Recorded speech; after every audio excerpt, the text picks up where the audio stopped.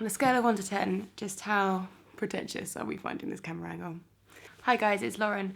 I wanted to do a different kind of video today and just sort of have a chat, because I was doing that now and again when I was vlogging back in April, and I quite liked it. I liked just being able to talk without worrying too much about sounding intelligent. And also there's been a lot of things that I've been thinking about that I want to talk about, but I don't really know how to talk about or what I want to say really. It's just been lots of things on my mind.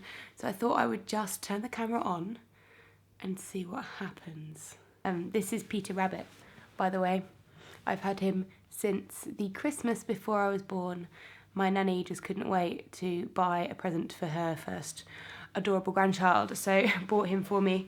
And he's been with me ever since. He's here to say hello. He's mostly here to hide my cleavage, I'll be honest. So yeah, it's been an interesting couple of weeks to be in Britain. I don't really want to talk loads about Brexit because it's just like, oh my god, we've all talked about it so much. Like I can't stop. I speak to people at work and I'm supposed to see them for 5 minutes and I end up having hour-long conversations about Brexit.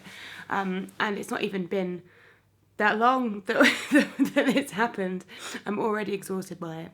But it has made me feel kind of like weird in a way, because it's kind of inspired me. How do I put this without sounding like a complete shit? But it was been so much going on, and it's made me angry. Not really angry that we voted to leave, and not really angry at anyone in particular, but angry at the political system, and angry that so many people are feeling angry. Basically, so many people are feeling so disengaged, and so many people don't believe in our political system or don't feel like it's speaking for them. People are scared. And, you know, we've probably made it worse, but it's the fact that people are scared, and there was so much emotional voting going on in the referendum, that has made me feel like something needs to change. I've also been feeling quite embarrassed, like for myself, and ashamed, I guess, because I've voted, obviously, but when the news came out about Jo Cox's murder, who, if you don't know, is an MP from the north of England, I didn't know who she was before that happened, but that's because she's not my MP, so it's not really, you know, I shouldn't have known who she was, really. But the more that came out about her and about her life, it just made me realise how much one person can do. She was campaigning for so much good. She really believed in what was going on in her constituency, and she really wanted to work together to create something better and to create a community. And hearing about people like that, I do find inspiring, and it's such an absolute tragedy that the reason I found out is because she got murdered. Otherwise, I probably would never have known what she was doing, which is to do with my ignorance as well. And it's just hearing about things like that, it just makes you want to get politicised, or me anyway. It makes all of this whole situation makes me want to get politicised. It makes me want to do something. Like, what's that going to be? It does make you feel quite lazy when you see other people achieving so much. Maybe I'm just having a bit of a funny like quarter life crisis.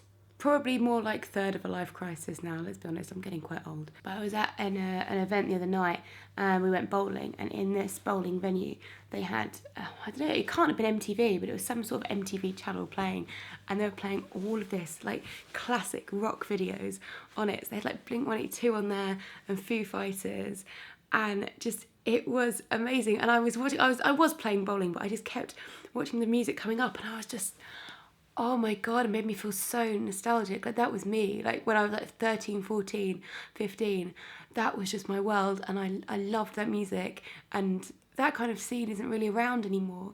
But I was never really part of the scene to begin with. You know, when you get nostalgic for things even when you were a child and they happened, and it's like, you know, I was a punk rocker, I guess, but I never took it really that seriously. But listening to all that music and kind of connecting back to that era, like pre-internet, well, there was internet, but not in the way that it is now, and just, it's just so many things, and feeling young, it just made me feel really old. And it made me realise how much time has passed since that point, like when those songs have come out, and it made me feel like what have I done with my life since then? And that makes me sad, because that means I've become like an old person pining for a certain era, and we can't have that again, because that happened because of what society was like, and society is different now, and music is different now, and that's all good things. Like, we don't want to go back in time, and I don't really want those bands to get back together and make new music, even though like Sum 41 and Blink-182 and like they're all releasing records, and it's ridiculous. I guess it's just something weird like that makes you aware of your own mortality, because that to me doesn't seem that long ago. And when you think of it being like 15 years ago, maybe not quite that long ago, but I mean, that's crazy.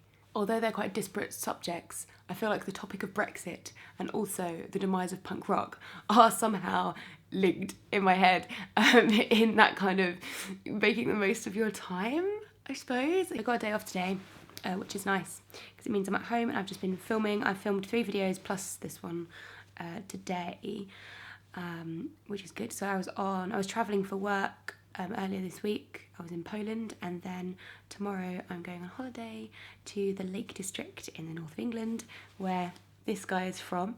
So I've just had a bit of a funny day by myself, and I think that's maybe I get a bit funny when I have time by myself. I do like time by myself. I do cherish kind of that quiet time and ability to get stuff done, but then at the same time maybe I just get a little bit pensive and weird when I'm by myself for too long. So it'll probably be good for me to have this downtime in between my work conference thing that I was doing and then holiday next week. I have no idea how this video is going to come out. I'm really sorry if it's shit and rambly, but I think when you're doing videos which are so specific and like about books, and I want to explain what's going on in books, I want to make sure that they're well put together. So you can't be quite as free and easy just to say whatever you like.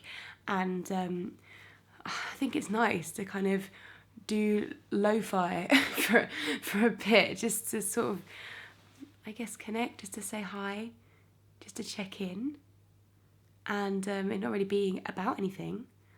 I hope that's okay. Tell me if this was boring and if you don't care, because, you know, then I'll stop doing it. Oh dear. But, you know,